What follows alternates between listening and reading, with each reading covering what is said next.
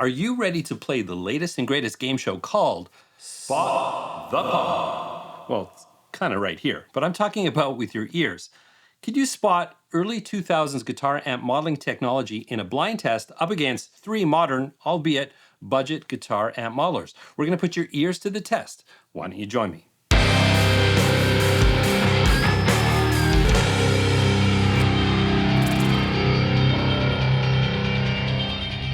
Hey there, I'm Dan, the self-proclaimed Lonely Rocker. Thank you so much for joining me today. So yes, we're going to have a little bit of fun. It all started with technology like this. This is the Line 6 Pod 2.0. I actually did a whole video about this a few years ago.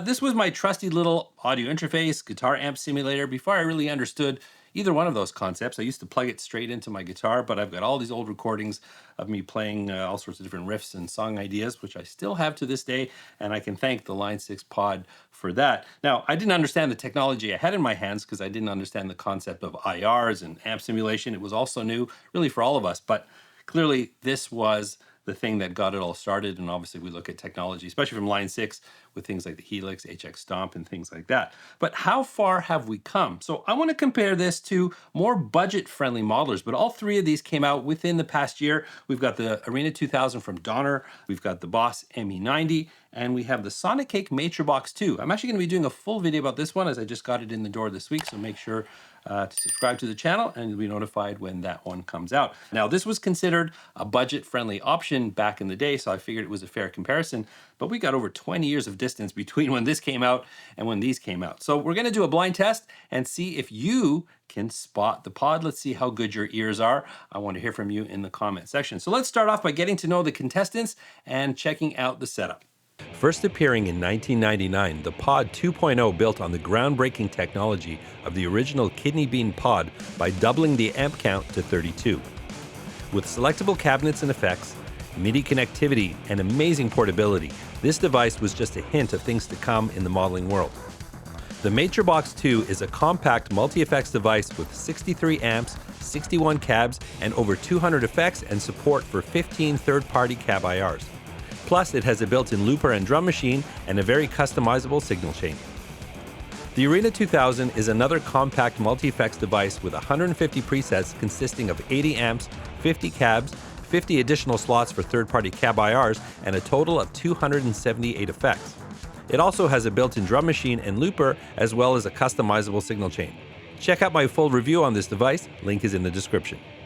And the ME90 is Boss's entry-level multi-effects device with 11 of Boss's AIRD amps, 60 Boss-grade effects, and 3 available slots for third-party cab IRs. With tons of onboard controls, you can set up the ME90 like a traditional pedal board with easy access to all of your amps and effects. I've covered this device a couple of times. I'll put those links in the description. For the recording setup, I used my Schecter C1 SLS Elite using the bridge pickup with the passive voicing. All effects and cabs were turned off, and in the DAW, I added the Miko 2 Cab IR plugin using the same Mesa V30 cabinet for all tracks. So regardless of what device or amplifier you're using, the end game is to have it sit nicely in a mix, whether it's live, jamming, or in the studio. So in round 1, I've prepared a riff, which we're gonna hear over and over again. Hopefully you don't get too sick of it, but I've double tracked it. And I reamped everything, so it's the same riff running into each device. I've given each version what I felt it needed in terms of EQ, some basic processing, and we're gonna play it back to back. Now, the goal here is not to decide which one you like better. I didn't try to make them sound like each other. They're all using a similar patch, their version of a rectifier, kind of a medium gain. But as we go through this, I'm gonna start stripping away the layers of the onion until we get to the raw track. So in this one, we're double tracked in a mix. See if you can spot the pod.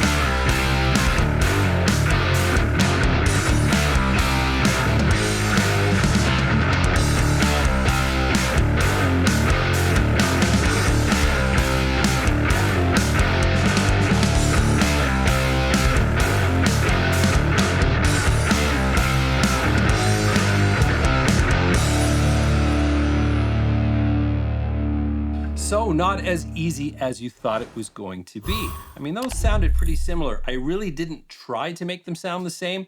In terms of mixing, I gave each one what I felt it needed. Maybe one of them sounds a little different. They all sound pretty similar. I think it's pretty hard to tell. Really curious what you think. If you want to make an early guess, if you're feeling brave, just let me know in the comments. All right, so what we're going to do now for round 2 is we're going to pull out the band. We're going to have the guitars on their own. I'm going to keep them double tracked and processed and see if you can spot the pod.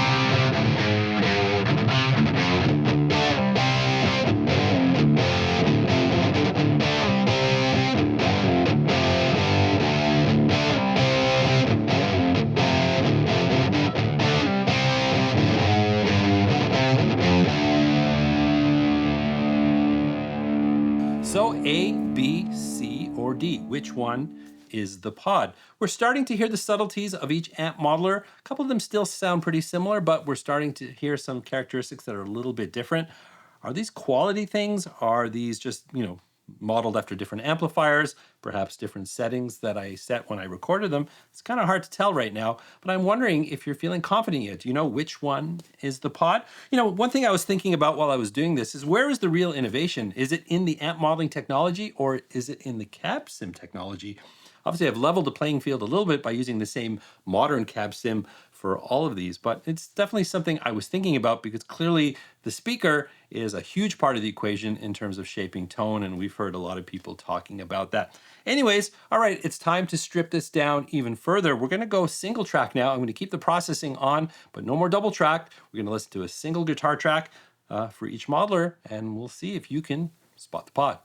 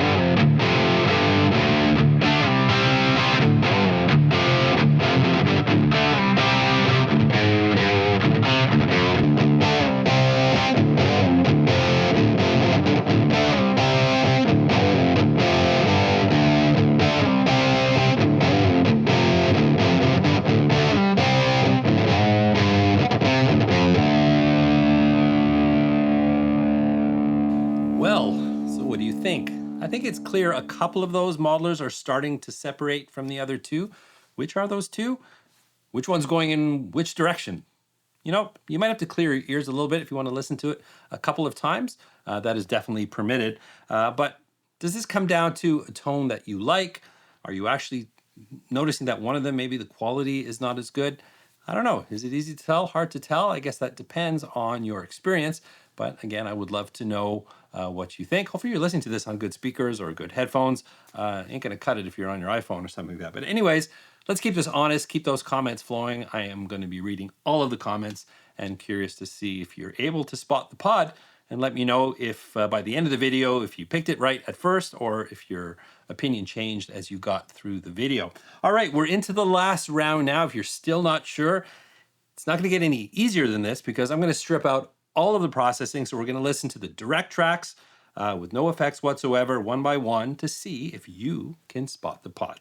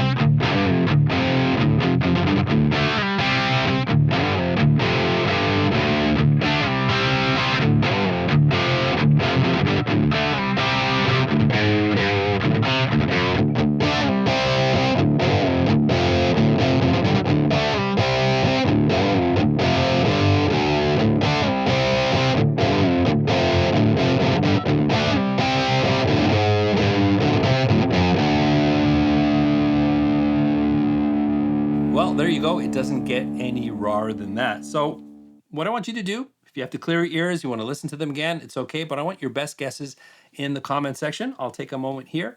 If you want to go back and listen to them all before you give your guess, I would love to hear if your answer changed as you got through this. That would be a lot of fun. Remember, this device is, as of this video, is about 23 years old.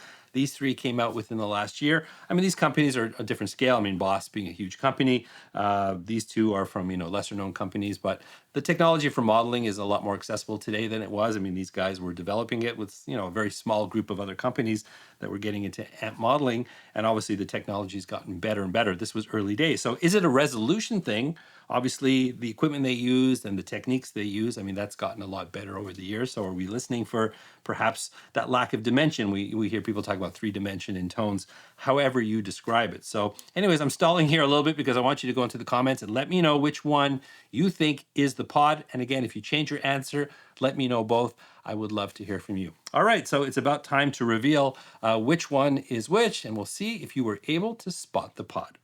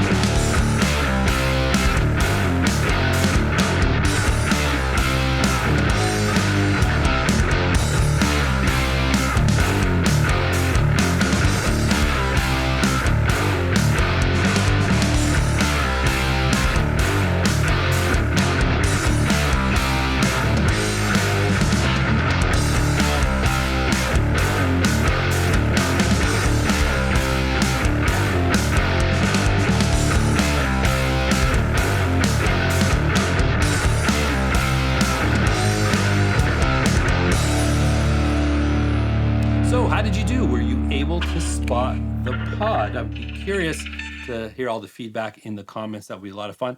Let's keep it honest. Now, did the pod hold up after all these years, or are these just not performing up to par? I think this is a more fair comparison than comparing this to something that's like, $2,000, $3,000. I mean, this was considered budget when it came out in comparison to the price of an amplifier. Obviously, these three are considered more of the budget variety guitar amp modelers. So I think more of a fair comparison. But I have to say, I think it held its own. But I think it's clear that speaker sim technology is as important, if not more so, than the amp modeling technology itself. I mean, that Miko 2 plugin definitely leveled the playing field in terms of comparisons between these guitar amp modelers. Obviously, there's a lot of development going on in both cases. I mean, today we look at things as DSP, being able to process more blocks at once. I mean, this doesn't have a lot of function in it compared to these others where you do have different blocks and you can move them around and customize your signal chains. That's not something you were able to do. And something that wasn't really revealed in this test is that this was actually noisier than the other three. So it was showing its age and limitation, but once I got the tones in there, listen, I think it held its own, but really curious to see what you guys think and any other thoughts you have about this test. That's what the comment section is for. Anyways, I hope you enjoyed this. If you did enjoy this video, please don't forget to like, subscribe, and ring that bell. And remember, you don't need a band to rock and roll, and I'll catch you in the next one. Hey, you. Yeah, you. You made it all the way to the end. I'd love to know who you are. Perhaps you can let me know in the comments. I've got another video waiting for you right here if you want to check it out. And if you check the description, there's all sorts of ways to support the channel. Affiliate links, I'm on Patreon, and I've got merch. It's all in the description. And I hope to see you again in another video.